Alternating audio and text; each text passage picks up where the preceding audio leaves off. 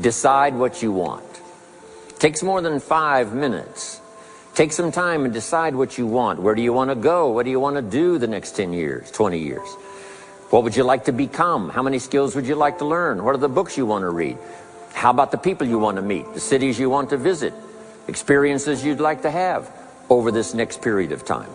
Start thinking about all of that. Here's the next key. Write it all down. Building a life is like building a house. You wouldn't start building the house until you had it finished. Wouldn't you look foolish starting to build the house if it wasn't finished first? What if you were laying bricks and somebody came by and said, "What are you building here?" And you said, "I have no idea." See, they would take you away to a safe place. So building a life is a lot more important than building a house. And yet people treat it so carelessly and so casually about planning and making plans for what they want their life to work out to be.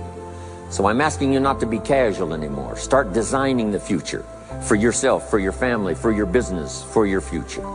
Okay, decide what you want. Here's some of my best advice. You've got to have more than one skill. It's okay to have one skill, but I'm telling you, if you want economic safety for the future, especially this century, my personal opinion, you need more than one skill. We've seen people, right, the last 15, 20 years that only had one skill, worked for this company for a long time. The division the guy worked for got chopped, eliminated. Now he loses his job. Now he tells us he's in economic distress.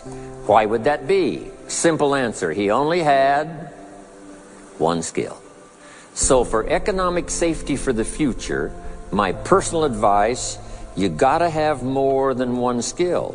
If you want to lay the foundation for a future fortune, you've got to learn more than one skill. Go to work on yourself harder than you work on your job. If you work hard on your job, you can make a living. If you work hard on yourself, you could make a fortune. Read all the books. Now, there's millions of books, so you can't read all the books. But make this note. Read all the books you need to read to make you as wealthy as you want to be, as healthy as you want to be, as prosperous, as productive, as unique a human being as you want to be. Read all of those books. Don't leave those books go unread. Don't linger more than 1 year in one grade of learning. Adult, management, entrepreneurship, leaderships of all kind. Keep up the pace of learning. Starting with those extra hours per week, learning these extra skills, I started working on myself. And here's a philosophical phrase everybody should take home. Here it is. Success is something you attract by becoming an attractive person. One way to learn to do something right is what? First do it wrong, right? Mess up, and then you say, wow, that was costly. I'm never going to do that again. So one way to learn to do it right, first do it wrong. Sometimes a negative experience turns out finally to be positive. Now here's the next way to learn, and that is to learn from other people's experiences, whether they are negative or positive. It's too bad failures don't give seminars like this. Wouldn't that be good information? Now, we don't want to pay them, so they don't lecture, but their information would be valuable. If you know a guy that's messed up his life for 40 years, you have to say, John, would you spend a day with me? And I will bring my notebook and take good notes. A good-looking guy like you, beautiful family, every reason to do well, threw it all away. Teach me how for the last 40 years you messed it all up. And he tells you, and you take good notes. Learning from the negative side of someone's experience. If somebody tells me these eggs are rotten, I'm not going to make an omelet and try it, right? I'm just going to take their advice and their know-how. It's important to make the past useful. Past experience, even past losses, past failures, as well as successes. To review it and go back over it, see where you went wrong, correct that, invest that now in the future.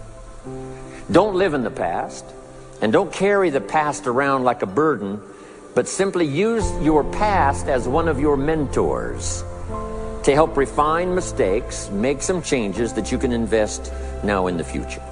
Success leaves clues, and if you'll be a better observer of the winners and the losers, those that are doing well and those that are falling behind, and just take mental notes and good notes and say, I'm going to adjust what I'm doing based on what I see. We learn so much from other people based on what we hear. Here's good advice on that. Be a selective listener. Listen to voices of value that have experience, ideas, reputation, something valuable to share. Now here's the key. Face the truth.